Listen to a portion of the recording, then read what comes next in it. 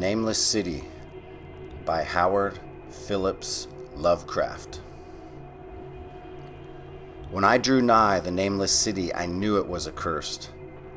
I was traveling in a parched and terrible valley under the moon, and afar I saw it protruding uncannily above the sands as parts of a corpse may protrude from an ill-made grave.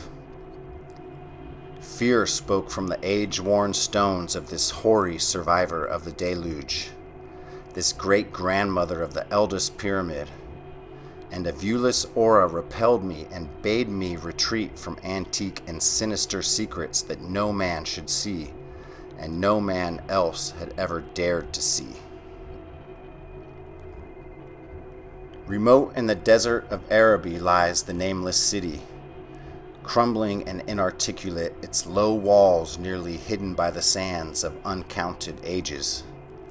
It must have been thus before the first stones of Memphis were laid, and while the bricks of Babylon were yet unbaked.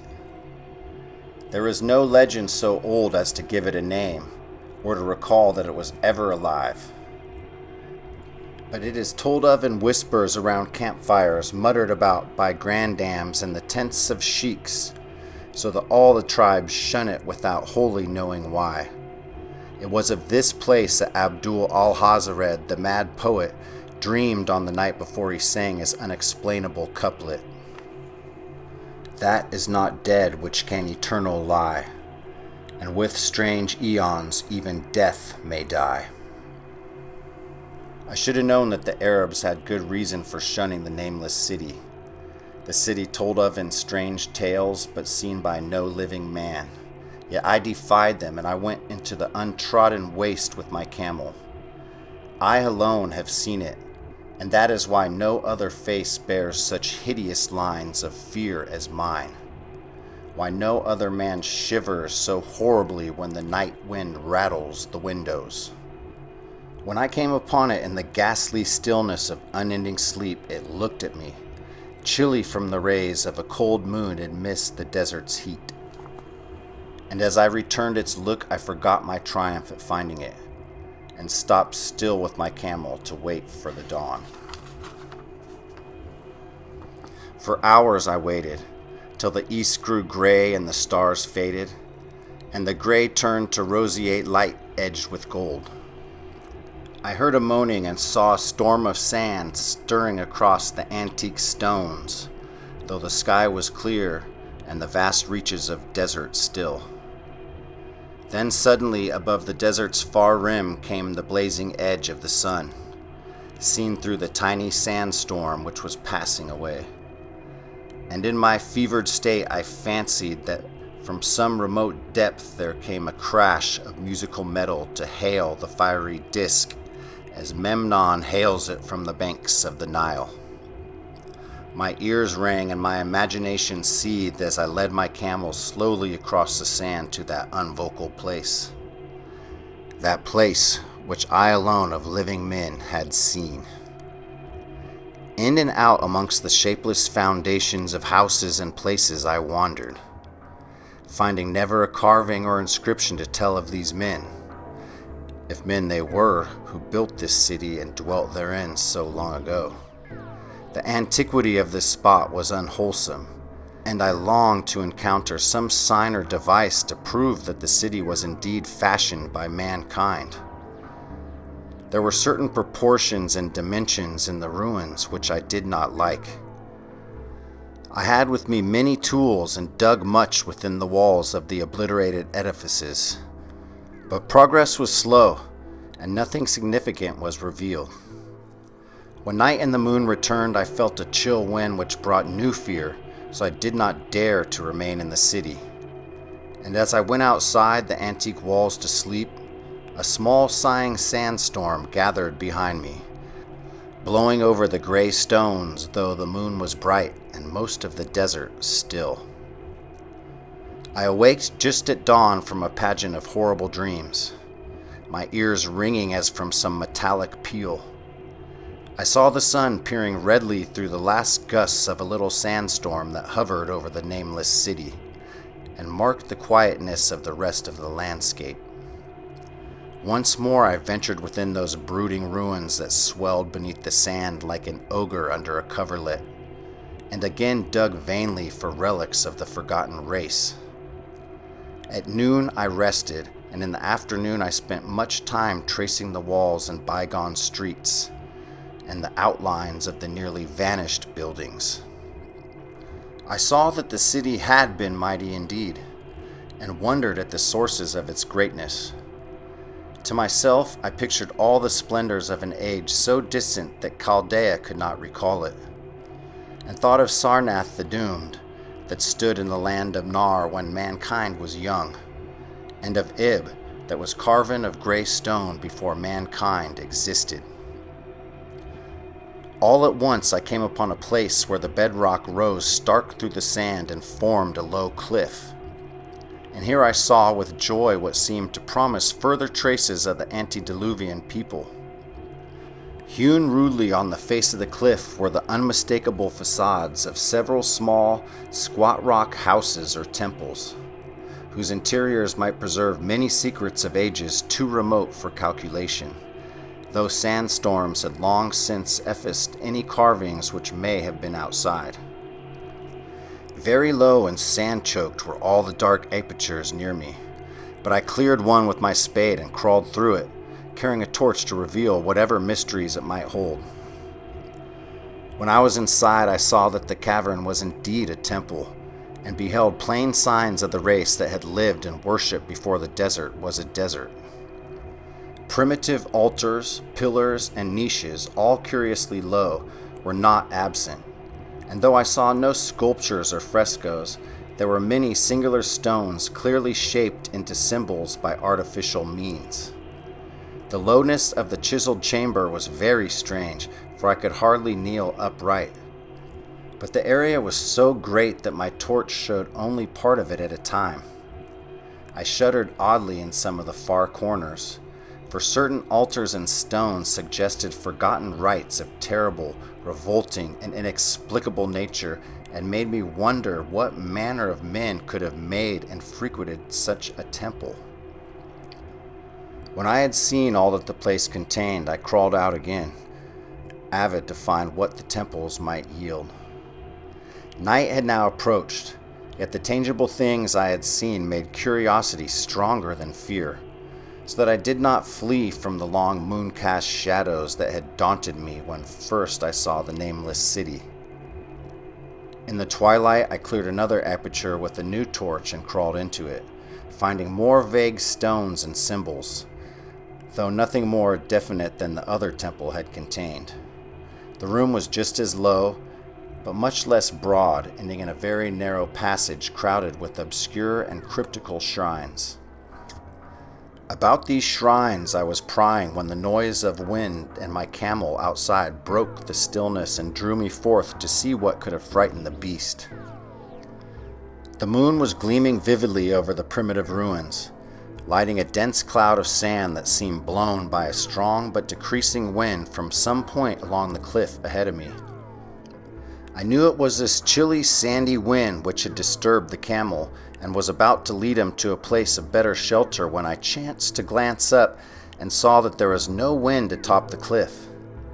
This astonished me and made me fearful again, but I immediately recalled the sudden local winds that I had seen and heard before at sunrise and sunset, and judged it was just a normal thing.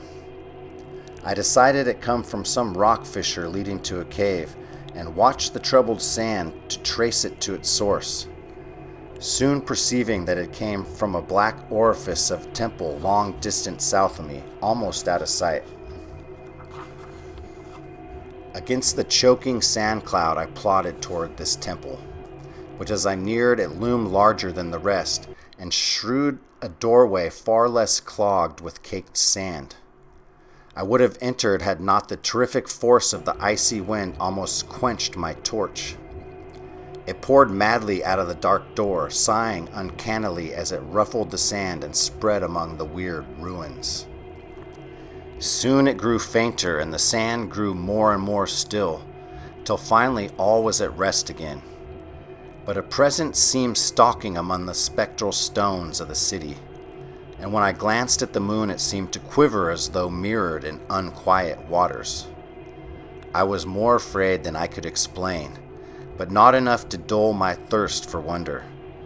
So as soon as the wind was quite gone, I crossed into the dark chamber from which it had come. This temple, as I had fancied from the outside, was larger than either of those I had visited before, and was presumably a natural cavern since it bore winds from some region beyond. Here I could stand quite upright, but saw that the stones and altars were as low as those in the other temples. On the walls and roof I beheld for the first time some traces of the pictorial art of the ancient race, curious curling streaks of paint that had almost faded or crumbled away. And on two of the altars I saw with rising excitement a maze of well-fashioned curvilinear carvings. As I held my torch aloft, it seemed to me that the shape of the roof was too regular to be natural, and I wondered what the prehistoric cutters of stone had first worked upon. Their engineering skill must have been vast. Then, a brighter flare of the fantastic flame showed that for which I had been seeking, the opening to those remoter abysses whence the sudden wind had blown. And I grew faint when I saw that it was a small and plainly artificial door chiseled in the solid rock. I thrust my torch within, beholding a black tunnel with the roof arching low over a rough flight of very small, numerous, and steeply descending steps. I shall always see those steps in my dreams, for I came to learn what they meant.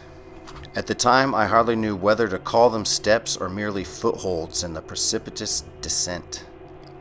My mind was whirling with mad thoughts, and the words and warnings of Arab prophets seemed to float across the desert from the lands that men know to the nameless city that men dare not know. Yet I hesitated only for a moment before advancing through the portal and commencing to climb cautiously down the steep passage, feet first, as though on a ladder. It is only in the terrible phantasms of drugs or delirium that any other man can have such a descent as mine.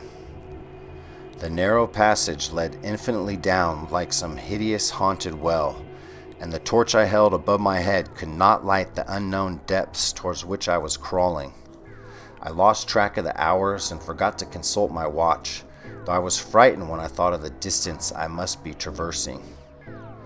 There were changes of direction and of steepness, and once I came to a long, low level passage where I had to wiggle my feet first along the rocky floor, holding torch at arm's length beyond my head. The place was not high enough for kneeling. After that there were more of the steep steps, and I was still scrambling down intermittently when my failing torch died out. I do not think I noticed at the time, for when I did notice it I was still holding it above me as if it were ablaze.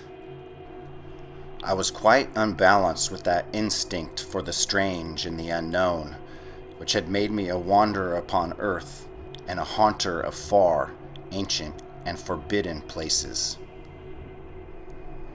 In the darkness there flashed before my mind fragments of my cherished treasury of demonic lore, sentences from Alhazared the Mad Arab, paragraphs from the apocryphal nightmares of Damascus, and infamous lines from the delirious Image du Monde of Gauthier de Metz.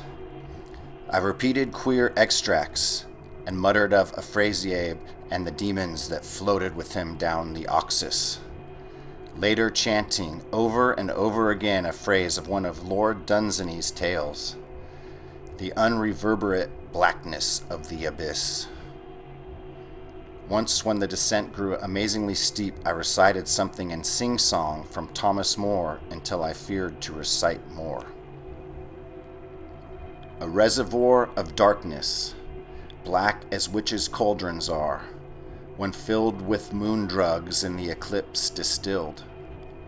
Leaning to look if foot might pass down through that chasm, I saw, beneath, as far as vision could explore, the jetty sides as smooth as glass, looking as if just varnished over with that dark pitch the seat of death throws out upon its slimy shore.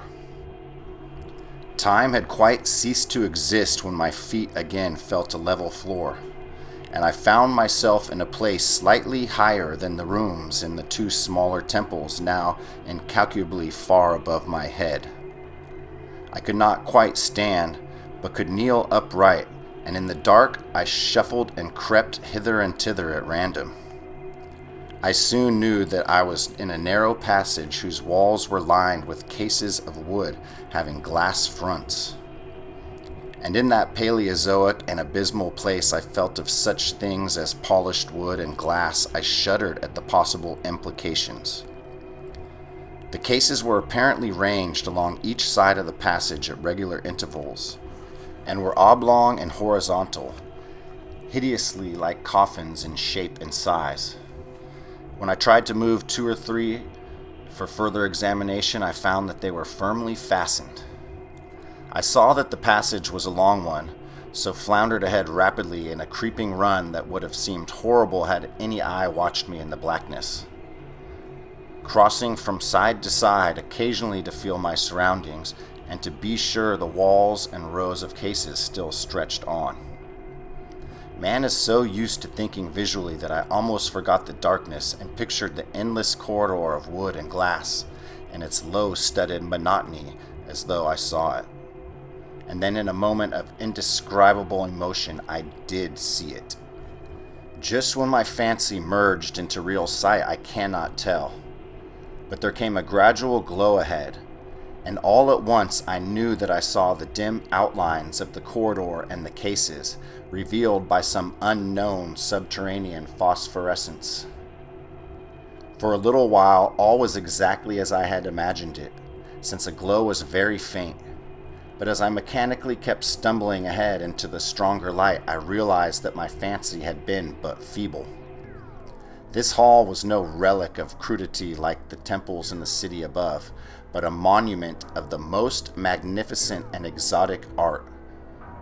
Rich, vivid, and daringly fantastic designs and pictures formed a continuous scheme of mural painting whose lines and colors were beyond description. The cases were of a strange golden wood, with fronts of exquisite glass, and containing the mummified forms of creatures outreaching in grotesqueness the most chaotic dreams of man. To convey any idea of these monstrosities is impossible.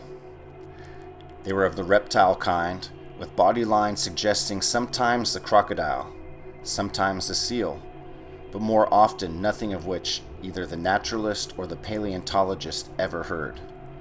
In size they approximated a small man, and in their forelegs bore delicate and evident feet curiously like human hands and fingers. But the strangest of all were the heads, which presented a contour violating all known biological principles. To nothing can such things be well compared. In one flash I thought of comparisons as varied as the cat, the bulldog, the mythic satyr, and the human being. Not Jove himself had had so colossal and protuberant a forehead. Yet the horns and the noselessness and the alligator-like jaw placed the things outside all established categories. I debated for a time on the reality of the mummies, half suspecting that they were artificial idols, but soon decided they were indeed some Paleogean species which had lived when the Nameless City was alive. To crown their grotesqueness, most of them were gorgeously enrobed in the costliest of fabrics, and lavishly laden with ornaments of gold, jewels, and unknown shining metals. The importance of these crawling creatures must have been vast, for they held first place among the wild designs of the frescoed walls and ceiling. With matchless skill had the artists drawn them in a world of their own, wherein they had cities and gardens fashioned to suit their dimensions. And I could not help but think that their pictured history was allegorical, perhaps shewing the progress of the race that worshipped them. These creatures, I said to myself, were to the men of the Nameless City that the she-wolf was to Rome, or some totem beast is to a tribe of Indians.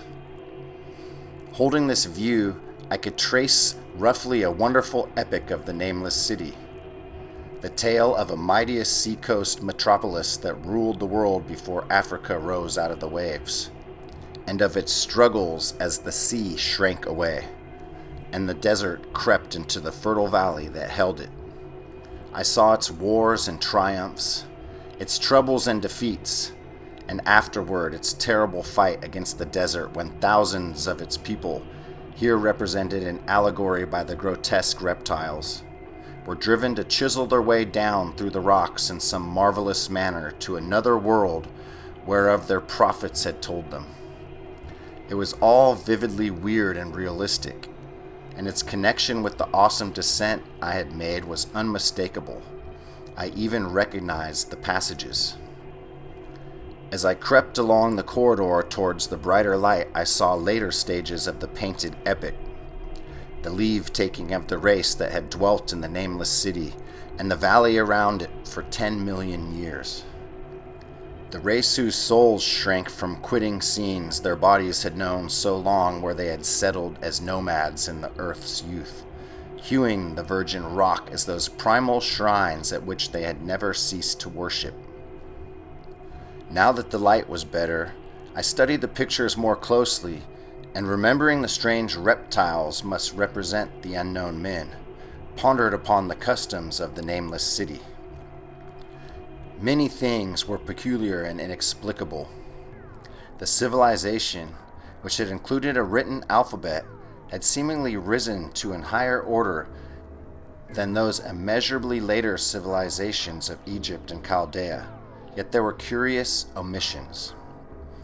I could, for example, find no pictures to represent deaths or funeral customs, save such as were related to wars, violence, and plagues, and I wondered at the reticence shown concerning natural death. It was as though an ideal of immortality had been fostered as a cheering illusion.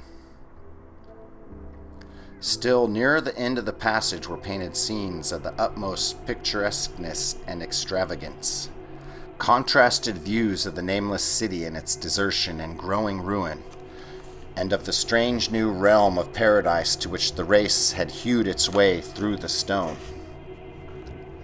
In these views, the city and the desert valley were shewn always by moonlight, golden nimbus hovering over the fallen walls and half revealing the splendid perfection of former times, shown spectrally and elusively by the artist.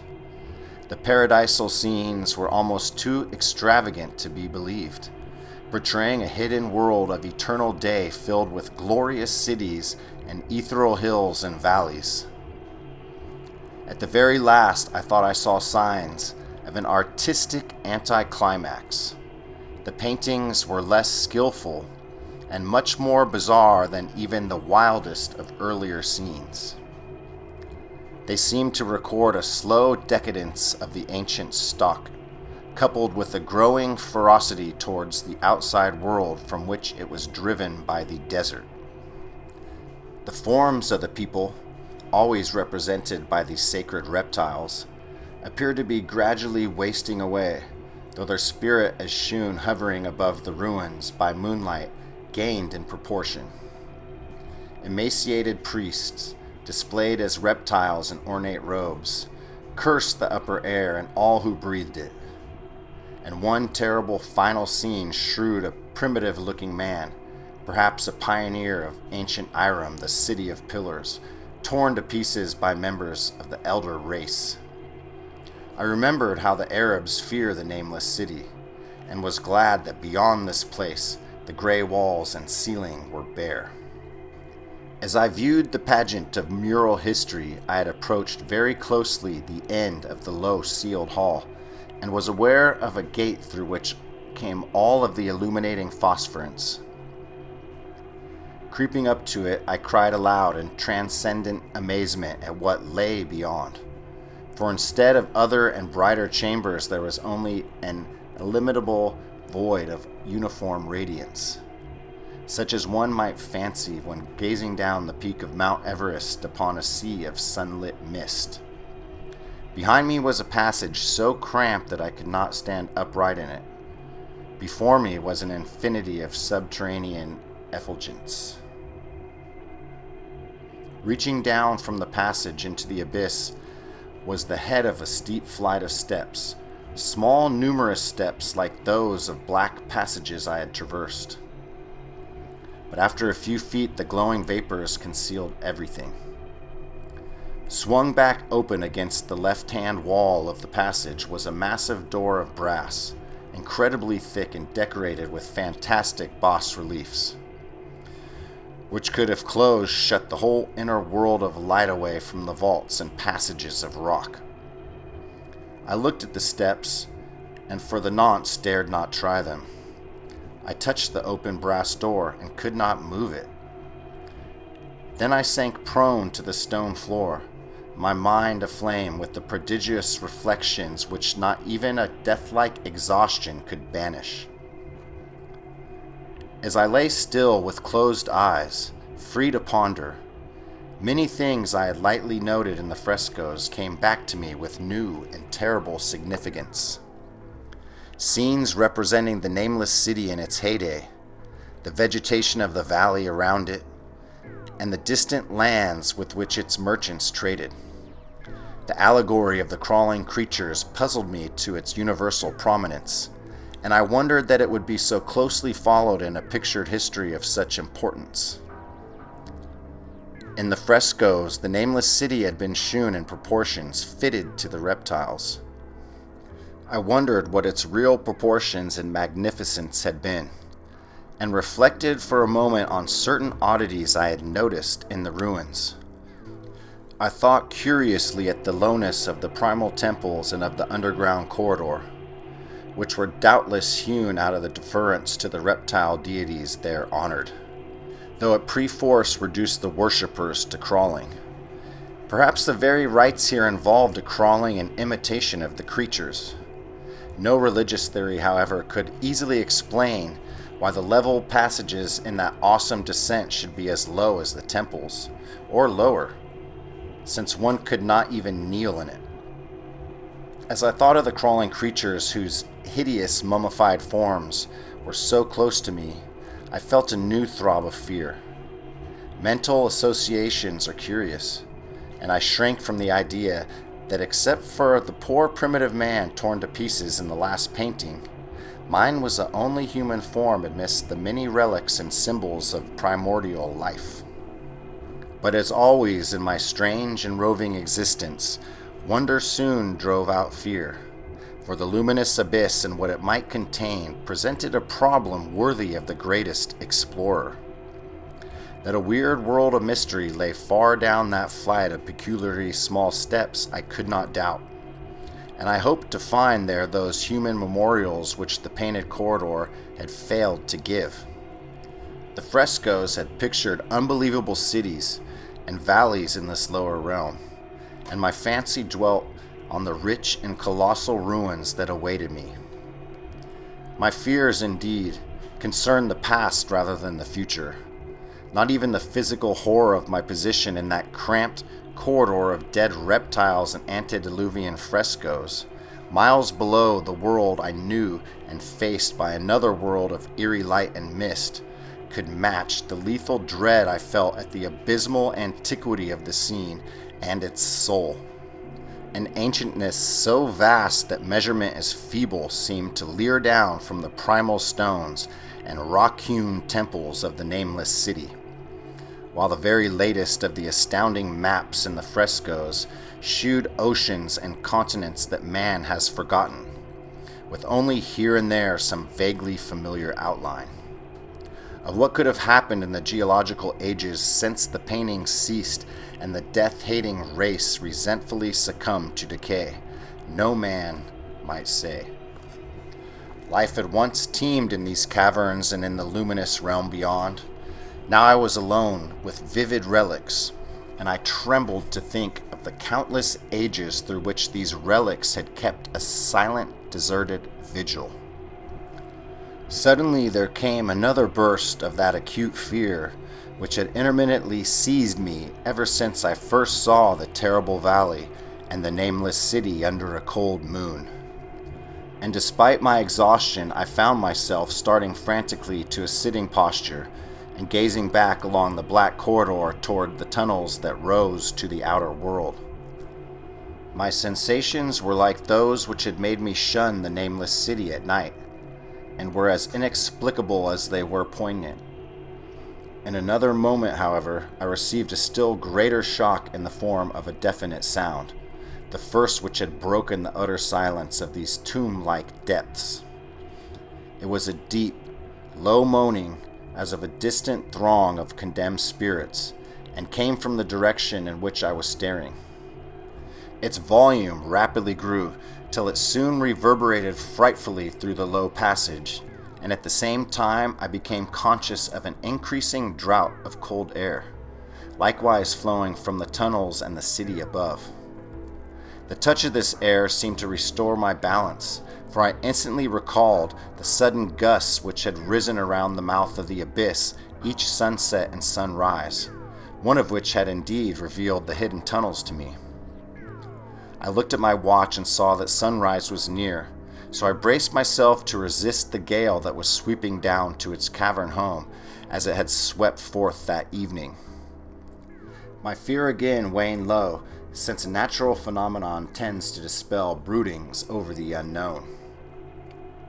More and more madly poured the shrieking, moaning night wind into the gulf of the inner earth. I dropped prone again and clutched vainly at the floor for fear of being swept bodily through the open gate into the phosphorescent abyss. Such fury I had not expected, and as I grew aware of an actual slipping of my form towards the abyss, I was beset by 1,000 new terrors of apprehension and imagination. The malignancy of the blast awakened incredible fancies. Once more I compared myself shudderingly to the only human image in that frightful corridor, the man who was torn to pieces by the nameless race, for in the fiendish clawing of the swirling currents there seemed to abide a vindictive rage all the stronger because it was largely impotent. I think I screamed frantically near the last. I was almost mad. But if I did so, my cries were lost in the hell-born babel of the howling wind wraiths. I tried to crawl against the murderous invisible torrent, but I could not even hold my own as I was pushed slowly and inexorably towards the unknown world. Finally, reason must have wholly snapped, for I fell to babbling over and over that unexplainable couplet of the mad Arab Alhazared, who dreamed of the nameless city. That is not dead which can eternal lie, and with strange eons even death may die. Only the grim brooding desert gods know what really took place, what indescribable struggles and scrambles in the dark I endured, or what Abaddon guided me back to life, where I must always remember and shiver in the night wind till oblivion, or worse, claims me. Monstrous, unnatural, colossal was the thing too far beyond all the ideas of man to be believed, except in the silent, damnable small hours of the morning when one cannot sleep. I have said that the fury of the rushing blast was infernal, cacodemonical, and that its voices were hideous with the pent-up viciousness of desolate eternities. Presently these voices, while still chaotic before me, seemed to my beating brain to take articulate form behind me, and down there in the grave of unnumbered eon-dead antiquities, leagues below the dawn-lit world of men, I heard the ghastly cursing and snarling of strange-tongued fiends. Turning, I saw outlined against the luminous ether of the abyss that could not be seen against the dusk of the corridor, a nightmare horde of rushing devils, hate-distorted, grotesquely panoplied, half-transparent devils of a race no man might mistake, The crawling reptiles of the Nameless City. And as the wind died away, I was plunged into the ghoul pool darkness of Earth's bowels. For behind the last of the creatures, the great brazen door clanged shut with a deafening peal of metallic music, whose reverberations swelled out to the distant world to hail the rising sun, as Memnon hails it from the banks of the Nile. The end.